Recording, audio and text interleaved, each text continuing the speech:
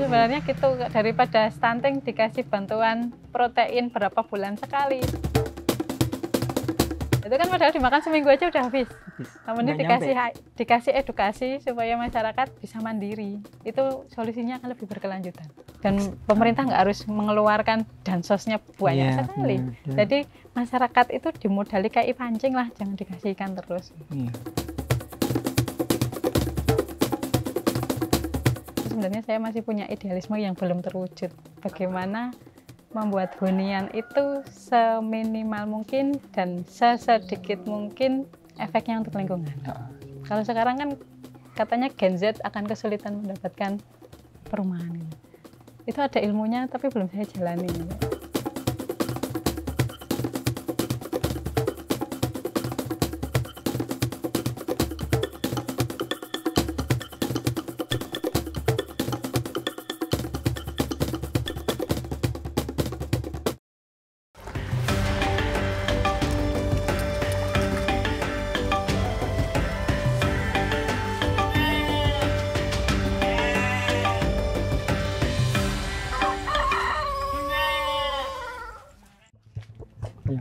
Assalamualaikum warahmatullahi wabarakatuh.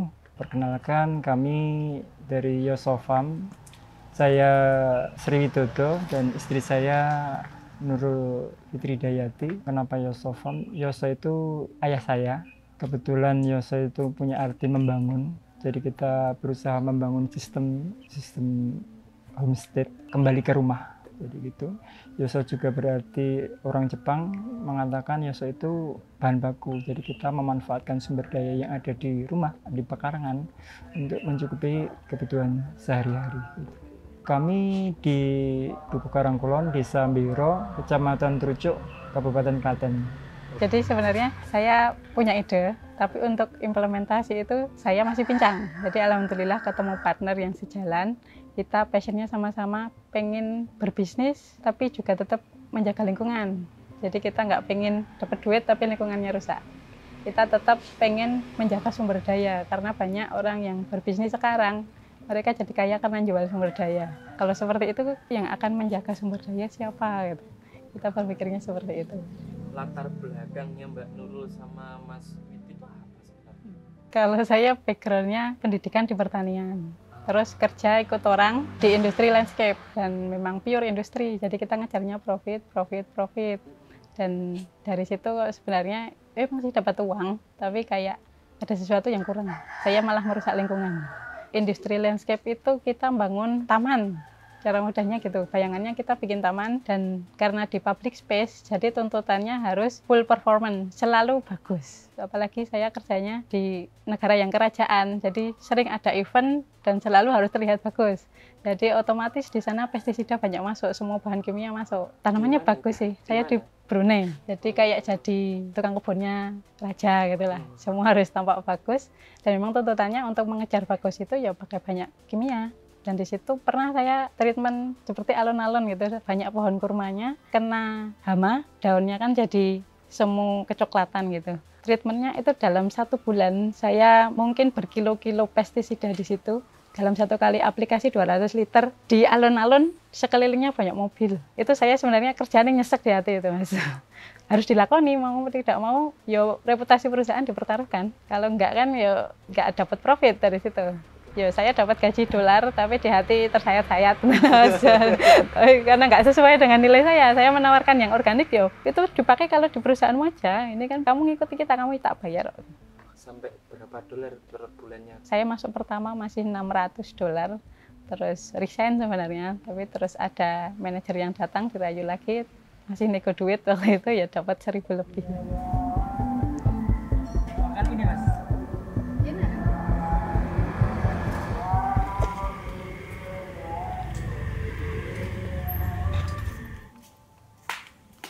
Ketemunya di mana? Ketemunya di sini, Mas. Saya pulang dari Brunei takut, akhirnya ngopeni kebunnya bapak, nanam seledri, saya nggak jadi-jadi. Terus ada bule temennya kakak ipar, ya terus dikenalin. Pertama saya tertariknya dikasih 1 tanaman seledri, aku nanti seledri elik, ini nanti api. Yaudah aku main ke rumahnya gitu. Saya ingat datang pertama kali di rumah ini tanggal 7 Mei tahun 2017. Kok ini aku betah nih gini, dan sampai sekarang Mas, alhamdulillah. Saya tuh dengar cerita orang dari mas saya, ada seorang cewek yang mau mengolah kebunnya, jadi tidak malu-malu atau biasanya kan cewek kan suka identik tidak kotor-kotor, Kak ini nggak mau kotor-kotor, saya di situ nih. Makanya tagline kami lestari nganggo ati. Jadi kita kebayang kalau kita sering penghijauan hanya asal menanam, tidak merawat itu tidak pakai hati, mas. Nihil itu mas. Jadi musim kemarau penghijauan kan nggak masuk juga. Kalau bapaknya banyak menggunakan hati, saya meskipun cewek banyak pakai logika, Pak. Oke. Jadi bapak pun dulu saya menikah kan umur 29 tahun. Ya bapak saya pun mungkin sudah cemas gitu bagaimana kan. Biasanya dikenalin sama yang karena background keluarga saya PNS, jadi menganggap hidup yang aman itu ya di dunia PNS terjamin gitu lah, Mas. Nah, terus saya syaratnya satu, Pak, yang penting entah PNS entah enggak, yang penting peduli lingkungan, gelem tak ajak peduli lingkungan gitu. Ya teman saya di BUMN pun juga tak kenal kayak koncoku ya Rul gitu kan. Wonge tak ajak neng ngurusi sampah gelem ora. Nah, alhamdulillah ketemu yang deket dan sevisi. Ya. Jadi saat tahu passion kita sama-sama peduli lingkungan, aku langsung menawarkan kayak aku sih nggak proposal malan. Pak, urip besok misalnya kita jadi nikah, ngene iki gelem ora. Yang tak gelem ya rasa wae Nanti saya dulu sebelum pulang dari Brunei sebenarnya takut di desa mau ngapain. Saya terinspirasi dari YouTube juga, Mas. Beliau bisa hidup tanpa uang. Jadi hidupnya itu bukan mengejar uang, tapi memang beliau lebih aman bukan saat bersama uang, tapi saat sumber daya terjaga. Jadi kemakmuran itu bukan kamu bisa beli apa-apa, tapi semua tersedia, kamu nggak usah beli. Air ada, tanaman, makanan yang sehat, obat-obatan sebenarnya bisa kita dapatkan di lingkungan. Kalau kamu membuat ekosistemnya, tapi lah ekosistem dirusak, terus siapa? Misi kita kan apa yang kita jalani. Jadi apa yang kita makan, apa yang kita huni ini sumbernya kebermanfaatan, mas. Jadi kayak makanan, kalau bisa kita tidak hanya halal, tapi kalau bisa toyibnya. Jadi cara mengolahnya benar, makanannya benar, juntrung bahannya itu juga kita tahu, kita olah, kita menanam apa yang kita makan. Apa yang kita makan, kita tanam. Jadi kita berusaha produktif di rumah, tidak konsumtif apa-apa beli. Jadi kita itu bedanya orang dapat gaji buat beli apa-apa. Lah kalau kita bikin apa-apanya itu tidak melewati uang. Kalau homestay sendiri bisa dijelaskan? Kalau Bagaimana homestay itu sebenarnya referensinya dari internet juga. Jadi lihat orang di luar negeri gitu, mereka punya ranch kayak peternakan besar gitu, mereka punya kebun pangan sendiri, sapi sendiri, kuda sendiri gitu. Hidupnya mandiri. Nah, kita di lahan yang ada, kita berusaha seperti itu minimal untuk kebutuhan keluarga sendiri. Jadi sayur yo utamanya cukuplah untuk kita makan, dan alhamdulillah ternyata saat kita merasa cukup itu melimpah, mas. Jadi misalnya satu keluarga nanam satu pohon cabai aja cukup, tapi kalau pengen dijual ya harus berkilo-kilo. Jadi kebanyakan orang berpikir bertani untuk berbisnis, dan bisnis kan nanti ujung-ujungnya duit, dan petani malah sekarang banyak ketergantungan. Kita pengen basicnya pertama yang penting untuk keluarga cukup, baru sisanya kita jual. Jadi banyak yang mbak kowe wis ngopeni pitik ngopo mung sithik ora akeh sisan gitu. Ya memang orientasi saya yang penting cukup untuk kami. Sisanya baru kita jual. Kalau orientasinya kita pure bisnis, nanti lama-lama tidak pakai hati ya, mas. Kayak yang saya lakukan di Brunei. Jadi dapat duit, hatinya tersayat-sayat gitu. Ya, jadi kita nentremke hati dulu, insya Allah rezeki ada. Cukupnya dari jenengan berdua itu apa? Kalau saya pribadi, untuk besok saya tahu apa yang dimakan, itu sudah lebih dari cukup. Jadi nggak berpikirnya aku ninggali anakku warisannya bermiliar-miliar gitu, nggak. Saya meninggalkan anak-anak itu value. Kue jaga lingkungan, itu warisan yang berharga. Yang gue bisa menemukan bumi lain, ya kita jaga.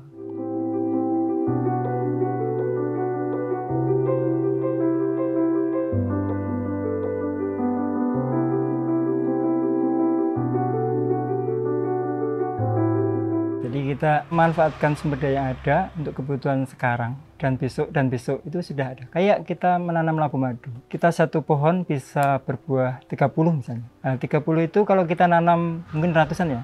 Itu kita petik sekarang bisa dimasak setahun yang akan datang.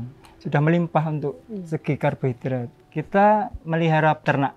Kita nggak usah beli pakan, kita memanfaatkan sampah yang ada, menyelesaikan sampah untuk menjadi pakan, dijadikan maggot, itu sudah cukup protein tinggi untuk si ternak kita. Jadi kita nggak pernah beli konsentrat, nggak pernah beli bekatul itu sudah cukup. Tiap hari kita dapat swasembada telur, lele itu sebelum 2 bulan ini sudah over, sudah besar-besar dan sehat. Jadi kita bisa mencukupi kebutuhan sehari-hari. Kita tiap hari bisa ambil telur, tiap hari bisa ambil ikan, tiap hari bisa ambil sayur, tiap hari bisa ngolah labu madu sebagai banyaknya.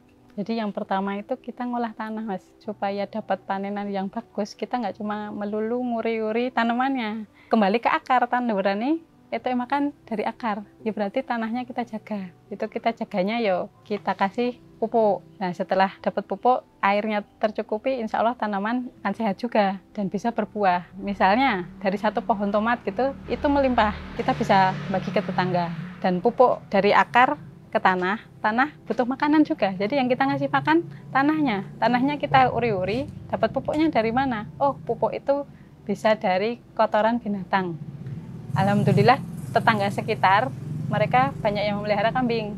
Jadi kayak kita banyak ijolan. Mereka butuh hijauan. Ngono aku melimpah Mas. Kayak butuh godong mau pecoki. Oh, sesuk kandangku resi ono ya. Kita panen pupuk. Jadi sistem kita itu integrated farming. Kita tidak bergantung kepada perusahaan besar. Kita saling ketergantungan dengan sekitar. Oh, Mbah Radi butuh hijauan, monggo Mbah. Saya butuh pupuk Mbah, ngresiki kandangnya jenengan angsal. Bisa. Kemudian dari tanah, manusia juga butuh protein. Nah, karena saya lahannya tidak begitu luas dan sudah ada tetangga yang memelihara kambing, kita nggak perlu repot-repot memelihara kambing. Aku butuh endok saben dino. Jadi kita memelihara ayam dan dari ayam itu kita dapat telur. Kalau ayamnya sudah tidak produktif, kita dapat dagingnya. Kita dapat pupuk juga. Jadi kandang ayam yang di Yosofarm ini kita desain kandang ayam lestari. Kita namanya kastari. Kandang ayam lestari karena kita pengen lestari di alam dan lestari dapat telur berkelanjutan gitu Mas. Tidak putus-putus itu. Dari kandang itu kita bisa dapat pupuk, dapat telur, dapat ayam dan nggak usah beli pakan karena kita mengolah sampah organik khususnya yang dari dapur. Itu banyak sisa makanan itu kita olah untuk pakan maggot. Nah dari maggot itu kita dapat kaskot, bekas maggot itu bisa jadi pupuk juga. Terus maggotnya kita panen untuk pakan ayam dan pakan lele. Jadi sebenarnya manusia tidak terpisah dari sistem. Tuh, aku khalifah terus aku cuma ngatur-ngatur gitu, enggak. Kita tuh bagian dari sistem. Ayam misalnya dari telur, kita yang butuh telurnya, cangkangnya kita nggak butuh. Cangkangnya kita kembalikan ke ayam, karena itu sumber kalsium. Nanti cangkang telurnya akan jadi lebih kokoh. Jadi kita ngambil seperlunya itu, insya Allah seluruh dunia ini cukup untuk menghidupi manusia. Tapi nggak akan cukup untuk satu orang yang serakah, kira-kira gitu. Ditimbun, kita bisa panen setahun sekali bentuknya seperti ini.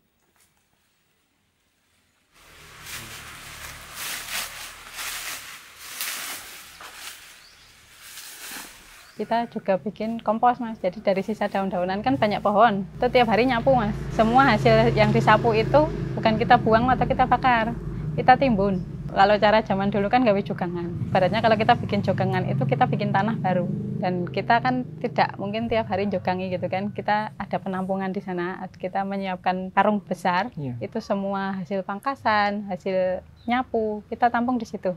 Itu dalam setahun yang bawah itu sudah jadi pupuk. Jadi sebisa mungkin bahan organik itu tidak keluar dari tanah kita. Misalnya kalau petani panen, nah kan ya dipanen cuma padi tok, gabahnya tok toh. Itu kalau semua diangkut nutrisinya dari tanah, semua akan ikut hilang. Tapi kalau yang diambil gabahnya tok, nanti jeraminya dibosokke lagi di sawah, itu juga akan kembali sehat. Jadi bertani itu lebih banyak nguri-uri tanah. Jadi kita berusaha untuk zero waste atau minim sampah Mas. Jadi kita idealnya tuh sampah selesai di rumah tangga Mas. Jadi sampah tidak dipindah di TPS apa TPA, tapi cukup diselesaikan di rumah Mas. Jadi semua sampah yang ada yang dihasilkan rumah tangga itu tanggung jawab si rumah tangga itu. Jadi kita berusaha untuk minim sampah. Kalau kita keluar misalnya belanja, kita berusaha tidak membawa pulang plastik. Jadi kita bawa tas sendiri untuk belanja. Bakar rantang biar diolok-olok nggak apa-apa, yang penting kita bebas dari sampah di rumah. Jadi kita sampah idealnya sudah selesai di rumah. Jadi kita itu produknya itu musiman Mas, jadi artisan. Jadi kita itu apa yang ada di pekarangan ya itu, jadi tidak melulu kita bikin ini terus, enggak. Misalnya kita punya bunga telang, Kita bikin keripik bunga telang, sirup bunga telang, selai bunga telang, semua yang berbau bunga telang, kerupuk bunga telang gitu. Jadi sekarang besok panen labu madu, kita bikin donat, kita bikin ini, kita bikin ini. Jadi artisan. Ya, tidak dipungkiri untuk hidup yang cukup itu bukan hanya pangan gitu ya. Kalau terutama hidup di desa, sing kathah niku tinggi lumrah. Kalau di desa kan seperti itu. Jadi ya ada sumbangan, ada acara apa-apa gitu.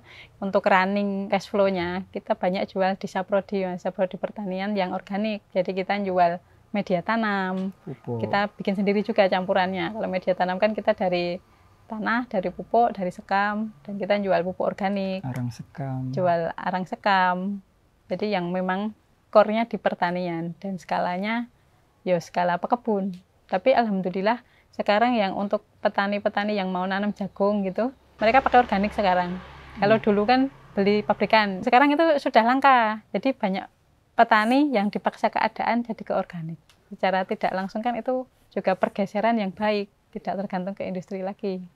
Yang mungkin masyarakat sekitar itu Yosofam itu apa? Yang dia tahu mungkin tanaman, pupuk dan sebagainya. Kalau yang datang itu yang jauh-jauh Mas. Kemarin kayak Bupati Kendal, Mas Diko itu datang sini, saya kenalkan gaya hidup homestead itu. Dia juga pengen ya Pak, jadi dibikinin mini homestead di rumah dinasnya Kendal sana, kayak gitu. Jadi kita gaya hidup mudah, murah, melimpah. Di sini kan banyak petani jagung Mas. Junggelnya itu cuma dibuang, dibakar. Kalau pikiran kami enggak, jungle itu kita manfaatkan, kita taburi ragi tape sama begatul, sudah 10 hari sudah muncul jamur. Jadi kita setiap hari panen jamur Mas. Nanti bingung ajeng mau dimasak apa. Jadi jamur itu bikin bakwan, bikin crispy, bikin... Jadi tiap hari kita sudah cukup Mas. Jamur ada, lele ada, telur ada, kulkas sudah penuh dengan telur. Karena tiap hari produksi gitu. Jadi kita berpikirnya dari dasar lagi Mas. Kita berpikirnya dari bahan baku. Semua bahan itu bisa jadi bahan baku. Orang menganggapnya sudah sampah, kayak sisa makanan itu sudah anggap sampah. Sampah kan sesuatu yang tidak berguna. Sebenarnya itu limbah, masih bisa dikelola. Seperti jungle. Petani menganggapnya itu sampah. Tapi dengan ada bahan baku, biasanya saya berpikir, iki saya tinggal apa ya? Saya mikirnya gitu, makanya bisa dimanfaatkan. Jadi sesuatu itu sebenarnya perannya belum selesai, cuma manusia yang malas berpikir, jadi dibuang. Kebanyakan gitu. Yang saya rasakan pertama memang low budget Mas. Jadi untuk belanja gitu nggak usah mikir besok makan apa. Minimal anak sudah punya lauk lah. Meskipun beras kita masih beli karena belum bisa nanam sendiri di pekarangan. Tapi insya Allah akan ada eksperimen ke sana. Untuk integrated farming ini kita nggak repot buang sampah. Jadi supaya nggak repot buang sampah, sebisa mungkin ya jangan nyampah. Dan pengennya sih pola seperti itu juga ditiru di tetangga. Kita yang penting yang dekat dulu yang merasakan. Tapi ndilalah yang datang malah yang jauh-jauh. Dulu pun untuk memulai ini saya juga ragu. Kok dipaido kayak emang dipaido pertama. Tapi kita dapat suntikan motivasi itu dari Pak Iskandar, orang Imogiri. Beliau yang punya Bumi Langit Institute. Beliau bilang, kalau kamu berbuat kebaikan, insya Allah yang baik-baik itu akan tertarik untuk datang. Dan itu sudah kita rasakan. Jadi di Yosofam ini selain kita praktek untuk diri sendiri, kita juga cerita ke orang-orang yang berkunjung ke sini. Jadi kita kalau dibilang jualan kue nandur lombok ming sak wet apa tok dol gitu kan. Ngopeni pitik emang papat apa sing tok dol. Jadi secara tidak langsung kita cuma jualan omongan. Jualan omongan tapi kalau kita sudah melakukan sendiri orang-orang akan percaya.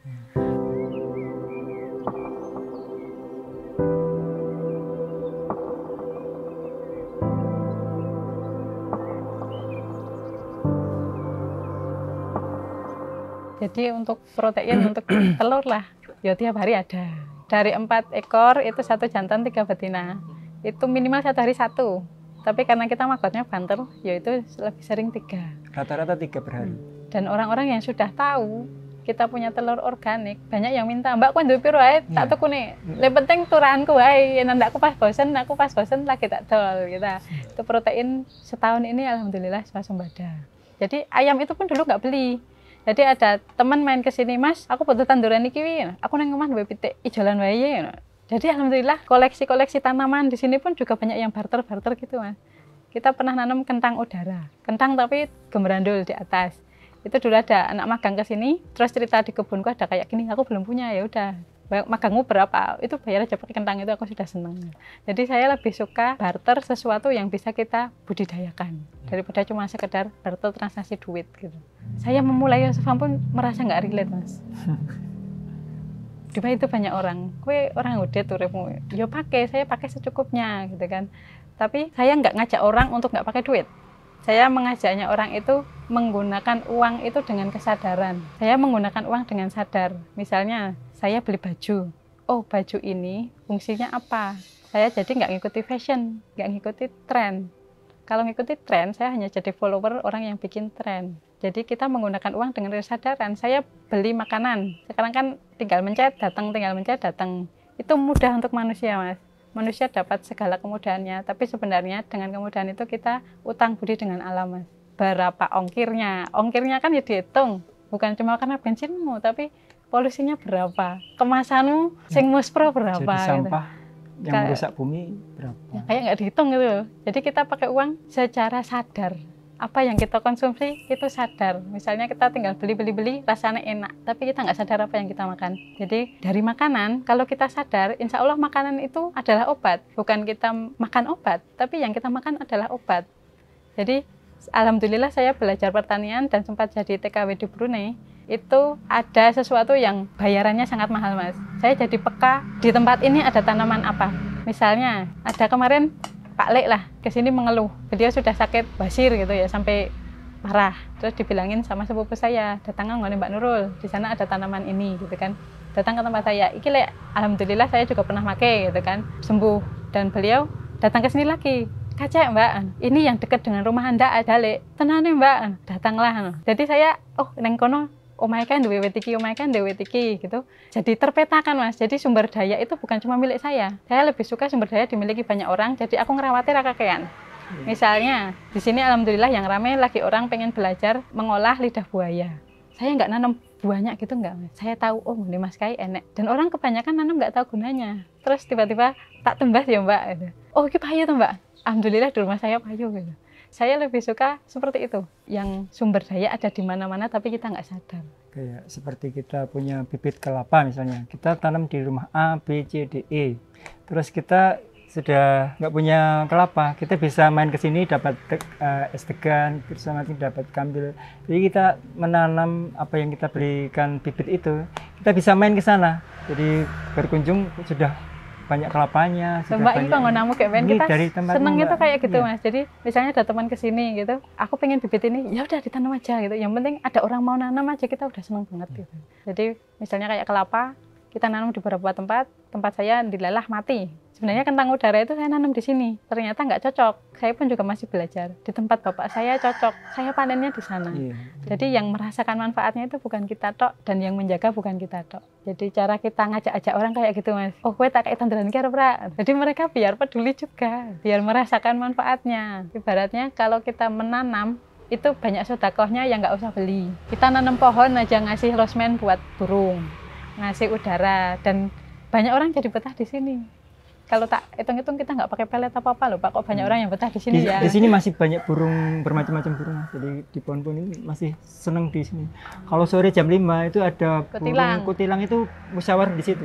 Banyak sekali. Banyak sekali datang dari beberapa penjuru, terus ngumpul di pohon pete ini. Kalau jam 5 sudah peling saya. Jadi kayak musyawarah itu mas. Jadi banyak saling mengoceh. Ya, gitu. Semuanya mengoceh kayak ini. Ya, prinsip kita menjaga alam, alam bisa menjaga kita. Sebenarnya manusia yang diomongin menjaga alam itu terlalu sombong mas. Kita tuh hanya bagian dari alam. Yang sok-sokan menjaga itu kayaknya keduren. Kita hidup sama-sama aja. Sinergi dengan alam. Iya, kita tuh cuma bagian kecil loh. Angin sidiknya menung saya iso ngopo-ngopo.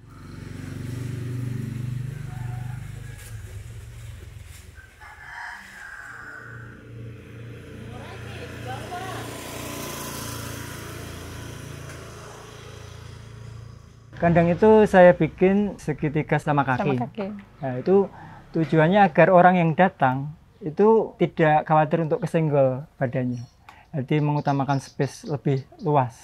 Jadi kalau kita melihat cara mandangnya ke kandang, kita bisa melihat isi kandang sepenuhnya. Bisa mengontrol telurnya di mana, medianya bagaimana, sirkulasi udara bagus, cahaya bagus. Dan sebelum kita bikin kandang, kita gali dulu mas, 60 cm.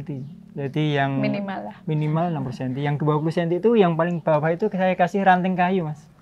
Ranting kayu itu tujuannya agar didatangi rayap sama cacing. Nah, rayap sama cacing itu kan sumber makanan bagi ayam juga. Terus yang 2/3 ke atas itu saya kasih daun basah, daun kering sebagai unsur brown sama green untuk mendekomposisi si kotoran ayam. Kita tambah lagi komposisi kapur tohor, Mas. Kapur tohor itu kapur enjet yang untuk biasa gitu. nginang simbah-simbah itu loh. Nah, itu tujuannya agar apa? Dia akan mematikan bakteri-bakteri yang ada. Dia kan kalau kena telek kotoran ayam itu panas. Jadi dia bisa mematikan bakteri-bakteri. Jadi kan medianya sehat. Terus kita mengutamakan kebahagiaannya ayam juga, Mas. Jadi ayam itu senangnya ceker-ceker, Mas. Jadi kita memfungsikan ceker ayam bagi chicken traktor, ngolah alik media itu. Sehingga terdekomposisilah si kotoran ayam, media itu sebagai lahan untuk menyimpan makanan juga. Kan ayam itu makannya secukupnya, Mas. Jadi ketika dia sudah kenyang, dia timbun lagi. Nanti kalau sudah lapar, dibuka lagi, dapat makanan. Kalau dia lebih masih kepengen makan, dia doker-doker atau ceker-ceker lebih dalam, dapat cacing sama rayap. Jadi kandang itu kan tadi bentuknya segitiga. Sebenarnya sisi tegak ini bisa berupa tembok. Tembok, tritisan, pagar. Nah, tembok apapun. Jadi bentuknya segitiga, ibaratnya kita cuma ngasih papan, selembar papan aja itu udah cukup. Ngirit bahan, Mas. Kan kita prinsipnya 3M, murah, mudah, hasilnya melimpah. Gitu. Ngirit bahan, terus bisa diaplikasikan di tempat yang sempit. Seperti kandang kami hanya ukuran 1 kali 2,5. Ibaratnya 1 kali 2 meter, ukuran rumah masa depan kita. Gitu. Itu masa depan, protein kita dari situ. Semua itu kita dekatkan dengan dapur, Mas. Tujuannya mungkin lebih kenanya, kita punya ruang makan, Mas. Di depannya ada jendela. Ketika kita melihat keluar, itu bisa kita makan, itu telur dari ayam ini, sayur dari situ. Kita melihat, ternyata sayur itu dapat pupuk dari kandang. Si ayam baru makan sampah, baru makan rumput. Jadi kita itu terasa sekali pagi kita hari jadi itu sistem. kita makan bersama. Ayamnya makan, Tanamannya makan, kita juga makan. Nah, kita makannya dari hasil telur, Dari dari sayur, terus sayurnya dari pupuk yang dari kandang. Jadi kayak terintegrasi Ya, gitu. kita merasakan kita tuh di dalam sistem, Ya, bukan dalam kita sistem. tuh terus jadi pengatur sistem gitu kayak sombong gitu. Itu bahagia sekali sih, Mas, ketika kita bisa menyaksikan dan merasakan ayamnya seneng, kita bikin seneng, terus aku juga dibikin seneng sama ayam. Ya, lelenya itu Lelenya juga juga sehat. bagian kita makan lele. Lele. Lelenya dapat dari sisa makanan. Lelenya dapat dari makot. Makot. Bahkan lele mati kita kasih makot, makotnya kita kasih lele. Itu cuma siklusnya sangat singkat. Itu terasa terlihat nyata di pekarangan kita. Setahun swasembada telur dari 4 ekor tuh Kayak impossible gitu ya. Impossible. Ya. Gitu. Ya. Kan kita memeliharanya ayamnya KUB. Itu pun yo yang ngenalin yang ngasih ayam itu. Sebelumnya itu saya juga nggak tahu ada ayam KUB. Nggak kenal. Nah dari situ sebenarnya ada rasio, Mas, antara kamu keluarganya berapa, ayammu berapa, itu ada rasio minimal sama. Jadi keluarganya 5, ayamnya 5, sisa makanan 5 orang ini dan sampah-sampah organiknya cukup loh untuk ngasih makan ayam. Jadi sebenarnya gitu, daripada stunting dikasih bantuan protein berapa bulan sekali. Nah, itu kan padahal dimakan seminggu aja udah habis. Namun ini dikasih edukasi supaya masyarakat bisa mandiri. Itu solusinya akan lebih berkelanjutan. Dan pemerintah nggak harus mengeluarkan dansosnya banyak sekali. Benar. Jadi masyarakat itu dimodali kayak pancing lah, jangan dikasih ikan terus. Iya.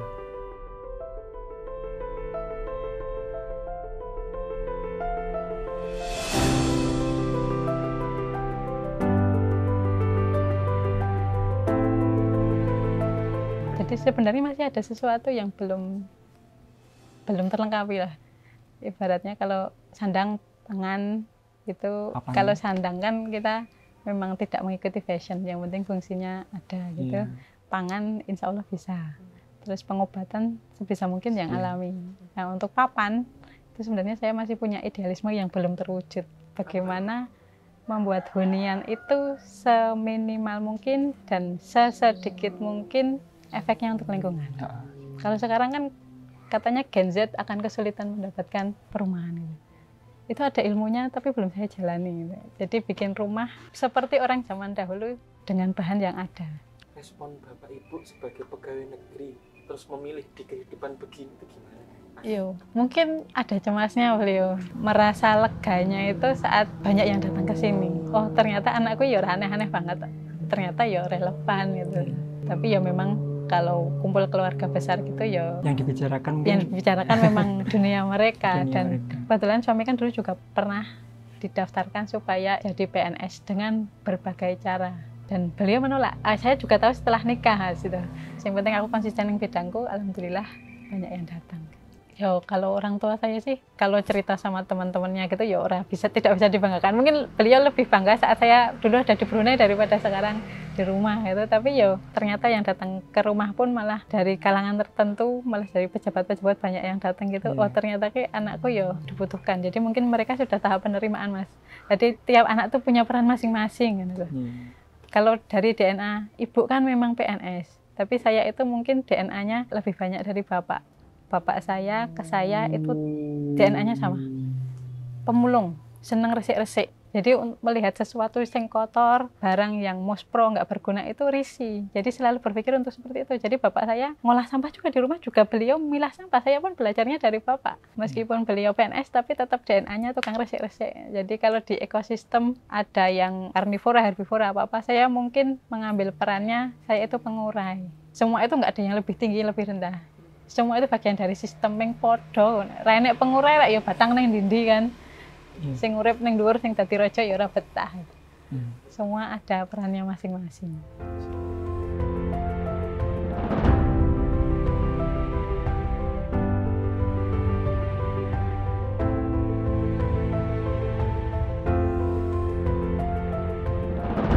Kalau harapan kami, Yosofam memberikan manfaat untuk lebih banyak orang. Ya. Jadi kita nggak maksa orang lain untuk cinta lingkungan, praktekkan dan rasakan. Lebih bisa meyakini kalau jenengan ngalami.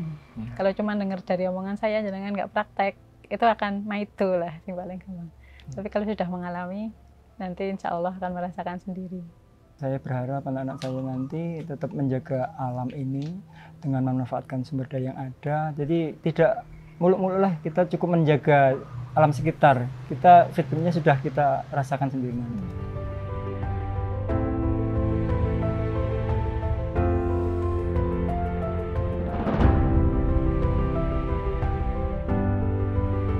Terima kasih, saya Sri Widodo dan Nurul sebagai owner Yosofam Karangkulon Biro Trucuk Klaten mengucapkan banyak terima kasih dan Wassalamualaikum warahmatullahi wabarakatuh.